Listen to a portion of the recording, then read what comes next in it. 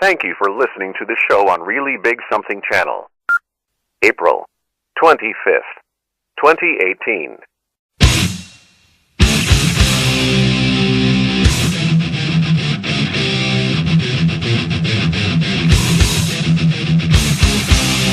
Warning: The Savage Nation contains adult language, adult content, psychological nudity. Listener discretion is advised.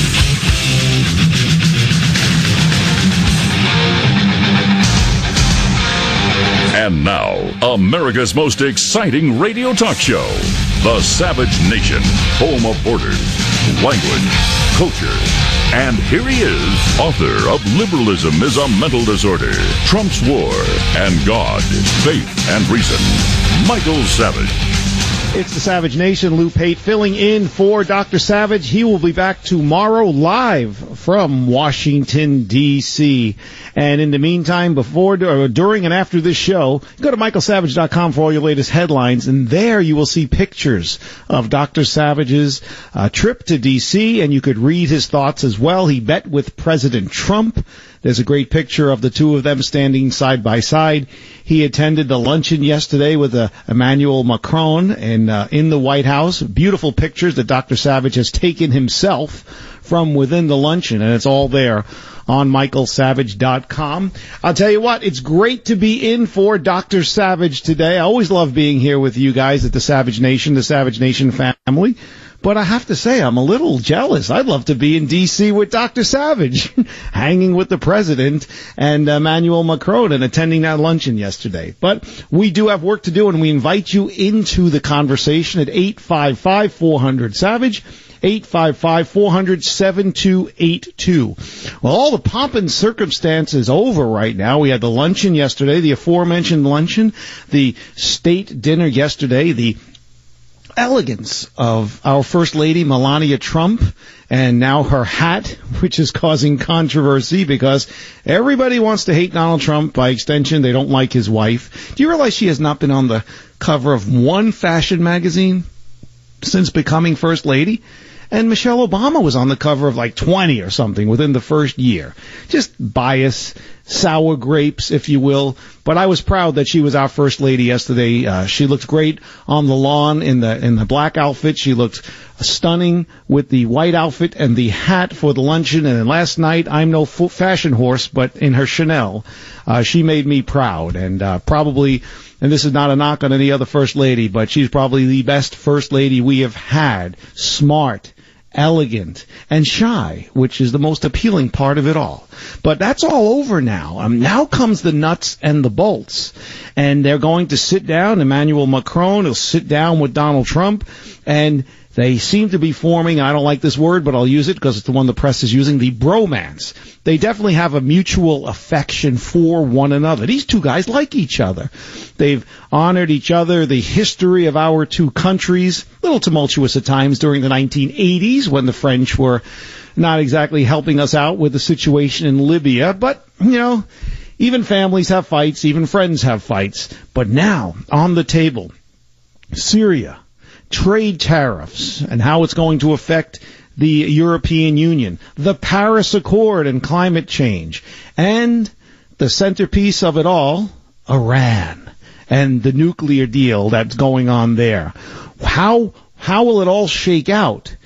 They're working together. They're friends. Emmanuel Macron spoke in front of Congress today, a historic speech right up there with Benjamin Netanyahu's last year. But what is going to happen? What concessions can Donald Trump make? What concessions should Donald Trump make? Should Donald Trump get out of the Iran deal or renegotiate it to appease our allies? And will Trump cave and re-enter the Paris Accord, the climate change agreement? Remember, that's the one that we were going to pay all the freight for. It's going to cost us like $1 trillion or so, hundreds of millions of dollars. I forget it, hundreds of billions. I forget the numbers. I'm sorry. But it was high. And we were going to bear the burden of most of that expense. So this is where the rubber meets the road. Now, here's where I look at it. On Syria, Donald Trump can give some concessions there. He's already bombed them twice and put them out of the chemical making business for at least a couple of years. The message has been received there to Assad, but more importantly, the message has been received in Russia to Putin and in China to Xiaoping. Those are the two major supporters of Syria. So he can back off on Syria a little bit. He can give some concessions there. The only problem is Emmanuel Macron is in favor of him going after Syria very aggressively. So there might be some difference there, but that's a hurdle that they can get over. On trade, the issue of trade is important to Emmanuel Macron because under Trump, the EU now is going to be facing increased tariffs. He does not want that. So now Trump has got to find, is he going to waver a little bit? Will he reduce that a little bit in order to keep this friendship alive, keep it moving? I think there's some flexibility there, but he's campaigned so hard on how trade deficits between us and other countries are never in our favor. It's always a deficit. So whether it's Mexico, whether it's China, whether it's France, so he's got some wiggle room there. He can come down in the tariffs that they're going to have to pay, and we could still be ahead. The good news there is, for him, is that we are so far behind, he has a lot of wiggle room there, because they really do take advantage. Paris Accord, not an option. That's an Obama deal. That's one where the American taxpayers have been really getting royally shafted over that. So when he pulled out, that was a good thing. Do you need any more information except to say that Hillary Clinton was going to be in favor of it? All of the lefties in the country were going to be in favor of it. The key is, and in reference to trade, if I can digress a second, he's also meeting with Tim Cook, the president is. Okay, that says a lot, that Tim Cook, a devout leftist, is a businessman and a capitalist first. How will they get along? What type of business? This is two businessmen now sitting down. Let's see. Tim Cook has been skirting taxes to the tune of billions and billions and billions of dollars, hiding the money legally, I want to point out, Ireland, and then also in the Channel Island of Jersey, billions of dollars. So what's going to happen with that? So a lot of business talk, all right? But then the politics, the aforementioned Syria, Paris Accord, but Iran. Iran is the centerpiece here.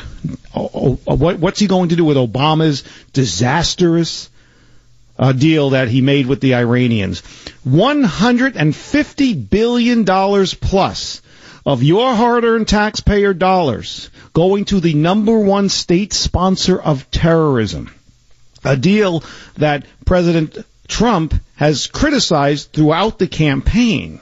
Aggressively has criticized it throughout the campaign. And what's he going to do? Listen, this is what he just said, and I quote, "This is a deal with decayed foundations. It's a bad deal. It's a bad structure and should have never, ever been made. If Iran threatens us in any way, they will pay a price like few countries have ever paid." Excuse me. If you back off from that statement and everything that he has said, then you might as well throw the Iran deal and the promises of getting rid of it on the scrap heap of history along with our border wall, which we don't have and hopefully will, but right now it's not looking like we're going to have it. So he has to be tough.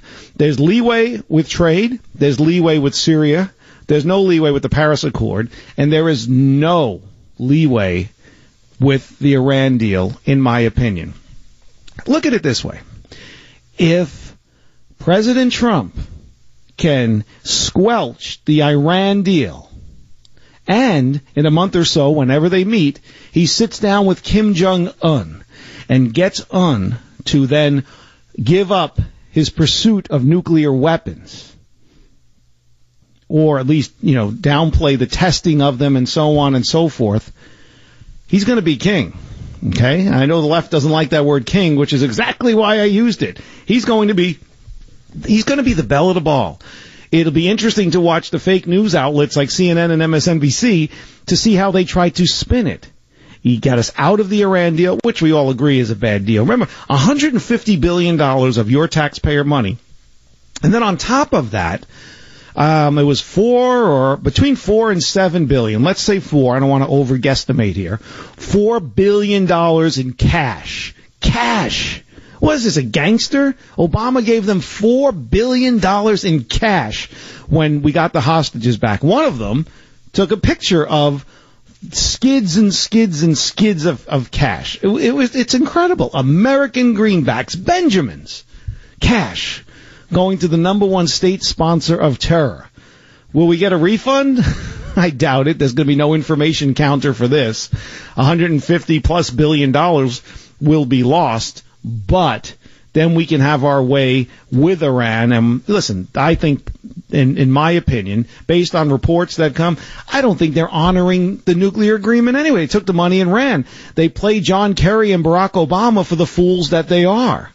And this deal expires in 2023 anyway. The problem is this.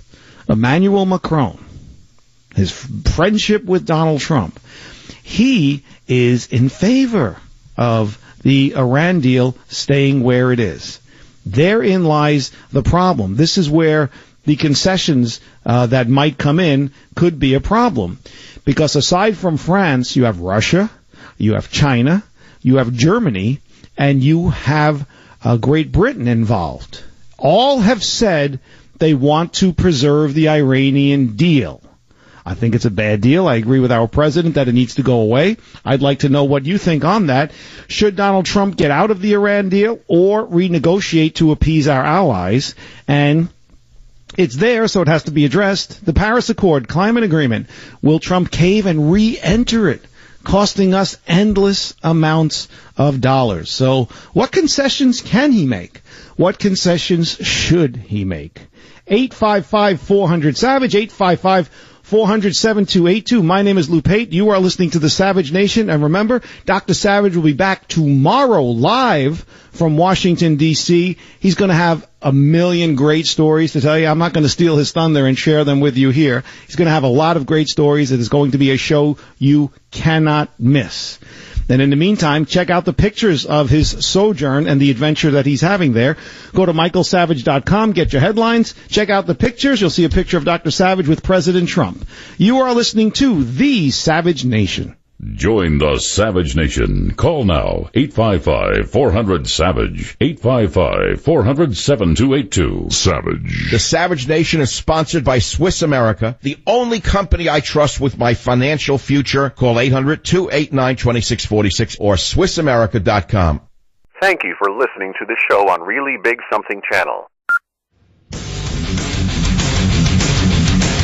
It's the Savage Nation. Lou Pate sitting in for Dr. Savage. He will be back tomorrow broadcasting live from Washington, D.C.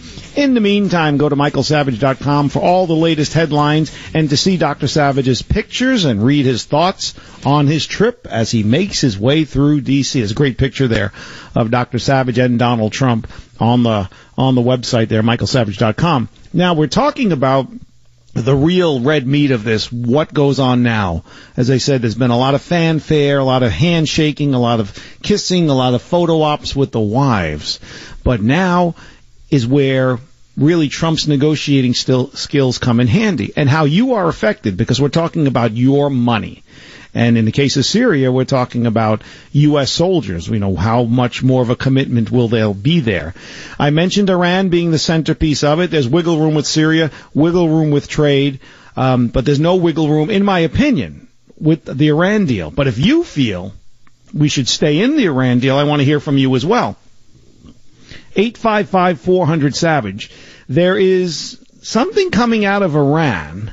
The supreme leader there, Rouhani, is taking shots at Donald Trump, dismissing him as a tradesman. Okay, he attacked him just earlier today about the discussions going on with Macron and with other leaders over Tehran's nuclear agreement, and dismissed Donald Trump as the aforementioned tradesman. This means he's scared. This means he's at the very least concerned. He knows Donald Trump is not Hillary Clinton. He knows Donald Trump is not Barack Obama. He saw that he pulled him out of the Paris Accord. He's heard the campaign speeches where he said that it's a bad deal. He said it yesterday with Macron standing right at his side. And he also talked about Iran because they've been shooting off their mouth. He also said, as I said before, and I quote, if Iran threatens us in any way, they will pay a price like few countries have ever paid.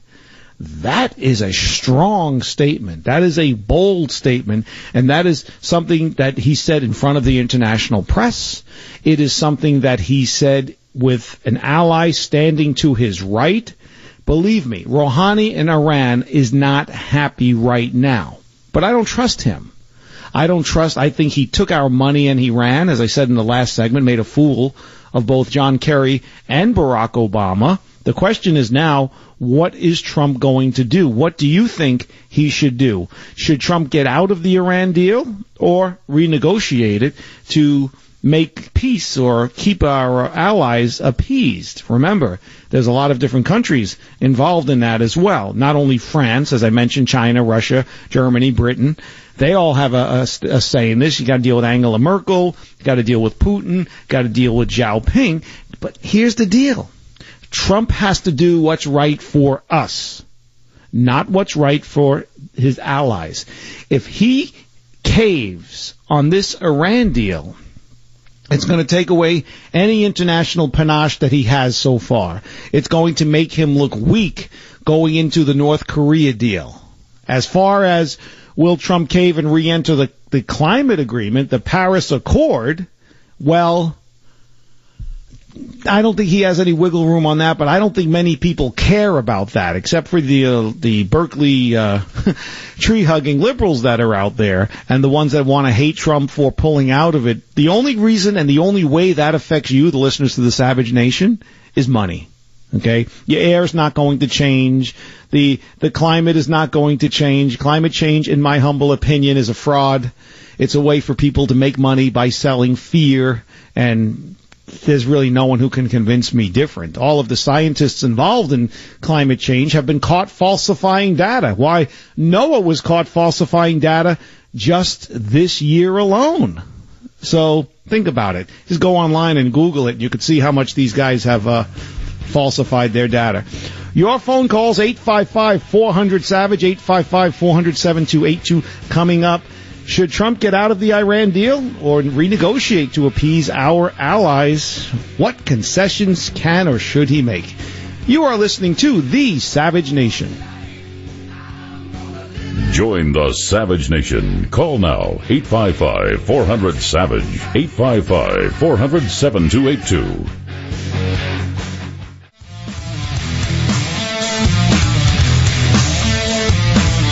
The Iranians say they'll restart their nuclear program if the deal. We'll find out. You'll find out about that. It won't be so easy for them to restart. Mr. President, They're not going to be restarting anything. They restart it, they're going to have big problems, bigger than they've ever had before.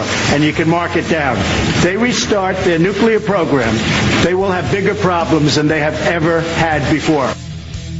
Welcome back to the Savage Nation. Lou Pate sitting in for Dr. Savage. He will be back tomorrow live from D.C., Must Listening Radio. And if you go to michaelsavage.com, not only can you get your latest headlines, you can also see Dr. Savage's latest pictures and read his thoughts on his trip to D.C. But he's going to have amazing stories to tell. And if you go to michaelsavage.com, you'll see a picture there with him and President Trump. So 855-400-SAVAGE, talking about negotiating moving forward with Macron and Russia and Germany and France and Great Britain. As I said, there is, in my opinion, no wiggle room on Iran. That nuclear deal must go. The Paris Accord must remain America out.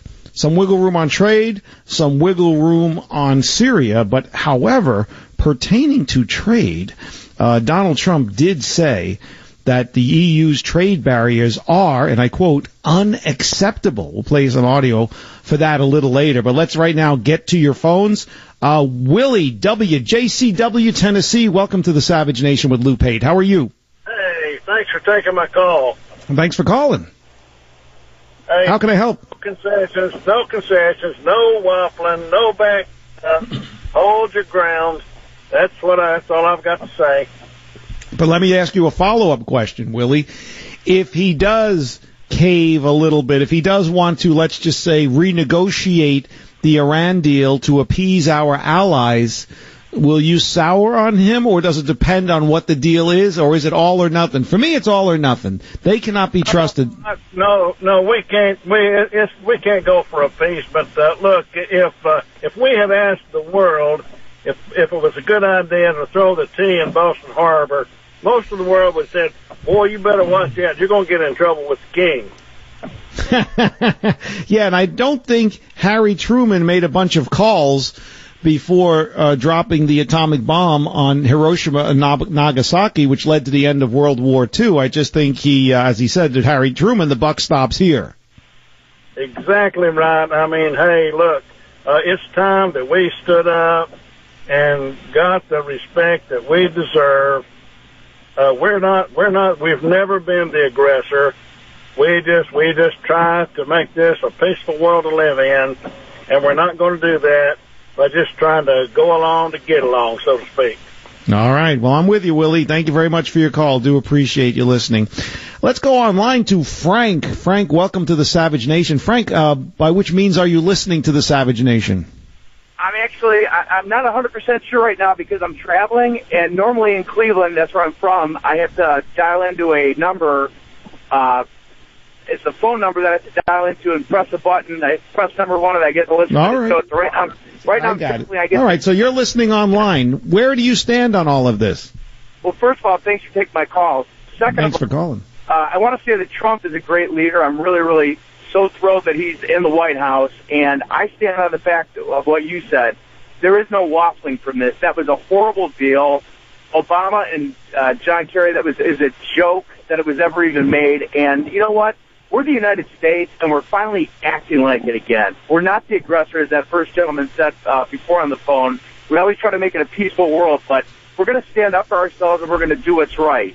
If he does make some concessions, I'll trust his judgment to make sure that he's doing it the right way. I understand sometimes it can't be all or nothing, and he may try to do the right thing to try to keep a little bit of peace. I'd rather see him completely walk away from it and again, start completely over.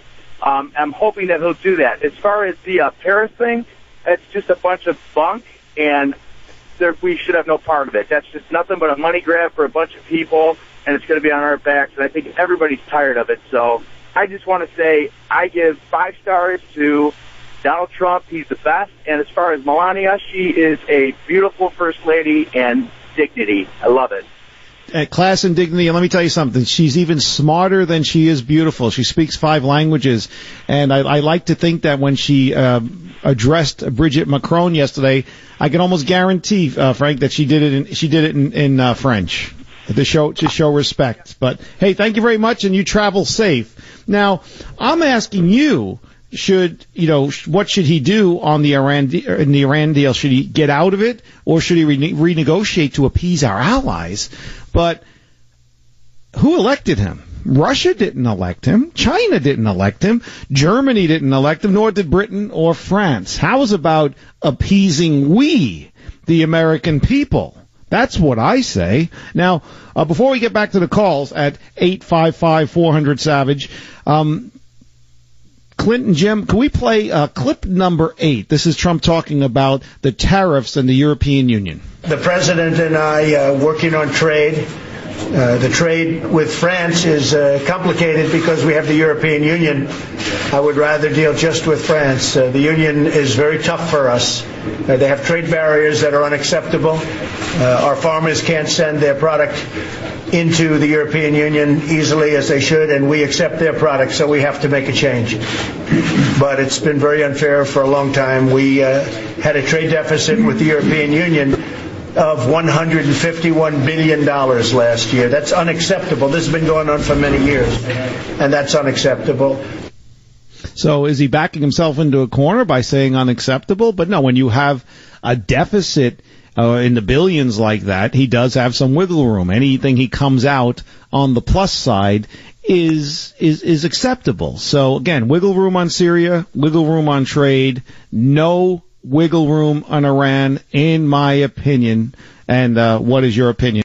Let's go to New York City, WABC. Frank, welcome to the Savage Nation. Thank you for calling. How are you?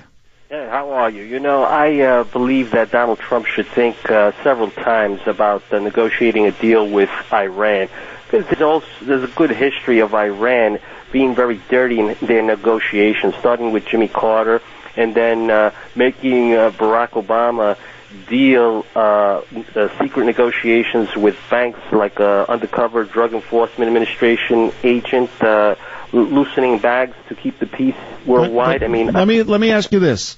When it comes to Iran, it's not about dealing with them. It's just about ending the deal that I don't think they're following anyway. They're going to have nukes by 2023 or 2025. They already have the money. It's not like they're going to reimburse us for the 150 plus billion.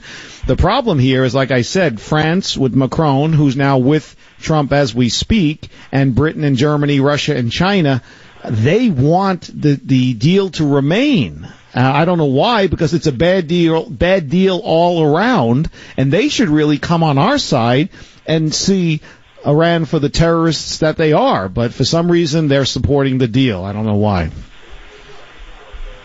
All right, thank you very much. Do appreciate your call from WABC. Let's go a little north of the city. Let's go to WDRC in Connecticut. Dave, you are on the Savage Nation with Lou Pate. How are you? Thank you, Lou, for taking my call. I don't think that we should abrogate the treaty with Iran, nor do I think we should be in the Middle East, policing the whole Middle East the way we are with our ship fleet and everything. Well, with that, we have to, because we have our ally Israel, and we can't just abandon Israel. Well, Israel is a big country.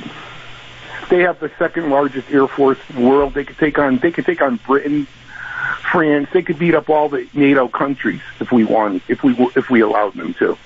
They're a very, very powerful country. They have nuclear weapons. Yeah, but when it comes to a fight, I am glad that Israel is on our side. But they are strong, as you say. You are correct, Dave. But they are surrounded. You look at Israel; they're this little postage stamp, and they are surrounded by nations that hate them. And it's our ally, and it's a significant region in the world globally, politically, for a number of different reasons, and we just cannot leave them alone there. Even though they can probably handle themselves, it's a much better region when you have the United States backing Israel, and even better with the United States Embassy in Jerusalem. If they're so important to us, we should make them a state like we did Hawaii. I don't think they want to become a state, but I understand what you're saying. They're better off not being a state. They'll have to pay all of our crazy taxes. Well, I'm not laughing at that. I'm not laughing at that because we already give them $8 billion a year in aid. Right. And frankly, like Michael says, they're a big country now. When are we going to cut the aid off from them? The aid, I'll tell you what, the aid, Dave, is something that I am in favor of reducing and or eliminating. We also give over $1 billion a year to the Palestinians, so I don't know why we're funding this conflict between the two, to be quite honest with you. We basically paid for a wall between the Palestinian territory and Israel, yet we don't have money for a wall of our own. That can't be. No, we have to put our own. I'm 100% in support of Israel, but we have to put America's priorities ahead of Israel. Well, when do we ever do that? We don't do that. Never. You're talking about that $150 billion to Iran. That was their money. That was Iranian money. So why are you always saying that we gave them that money? That was not our money. That was their money. How is it their money? We impounded that money after the Shah lost, after the Shah was overthrown. Yeah, that was 40 years before, and that's dressing it up if you want to get technical, but no, that was American taxpaying greenbacks that went to them. That was their money, though. That was their money. We can go back and forth all day. You say theirs, I say no. But at the end of the day, Obama paid them with American taxpayer dollars. All right, thank you for your call. Tell you what, we'll take a break. When we come back, we'll get straight back to your calls, talking about the issue of Macron, talking with Trump. What is going to be the end result? Should Donald Trump get out of the Iran deal or renegotiate it to appease our allies? And what about the Paris climate deal? You thought we were out of it? It's on the table. No wavering on that as well. 855-400-SAVAGE. Lou Pate in for Dr. Savage. Will be back tomorrow live from D.C. You're not going to want to miss it. He's going to have a lot of great stories to tell you about his sojourn and his adventures there. But in the meantime, you can get a jump on it. When you're checking out your headlines at michaelsavage.com, check out Dr. Savage's pictures, and he also has written about his thoughts on the trip, and a cool picture of him with President Trump. I have to say, I'm a little jealous. You're listening to The Savage Nation. Join the Savage Nation. Call now, 855-400-SAVAGE, 855-400-7282. Savage. The Savage Nation is sponsored by Swiss America, the only company I trust with my financial future. Call 800-289-2646 or SwissAmerica.com. Thank you for listening to the show on Really Big Something Channel. We can choose isolationism, withdrawal, and nationalism. This is an option. It can be tempting to us as a temporary remedy to our fears. But closing the door to the Word will not stop the evolution of the Word. It will not douse but inflame the fears of our citizens. We have to keep our eyes wide open to the new risks right in front of us. Welcome back to the Savage Nation. That is the voice of Emmanuel Macron talking earlier today. He's making the rounds with Donald Trump, a lot of pomp and circumstance, but we're talking about where does it go from here? Here's where the rubber meets the road. What's going to happen with Iran?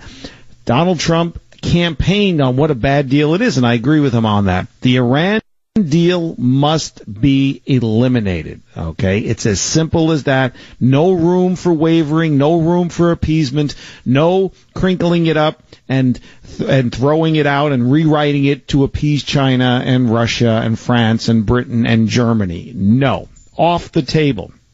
Now, what concessions can Donald Trump make? Well, as I said, there's some areas of trade. Our trade deficits are in the hundreds of billions with each country. Europe alone, 150 billion. So any money that he brings home there is going to be appreciated, and it'll be a victory. It would be better if it was all even. They tax us on what we tax them.